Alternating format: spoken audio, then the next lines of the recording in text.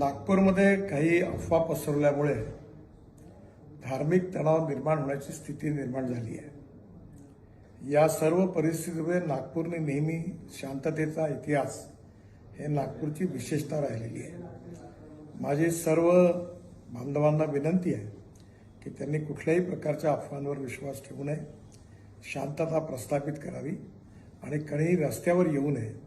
सगळ्यांनी कायदा आणि व्यवस्थेला सहकार्य करावं आणि सलोख्याचं आणि सौहार्दाचं वातावरण ठेवण्याची नागपूरची जी परंपरा आहे त्या परंपरेनुरूप आपला व्यवहार करावा।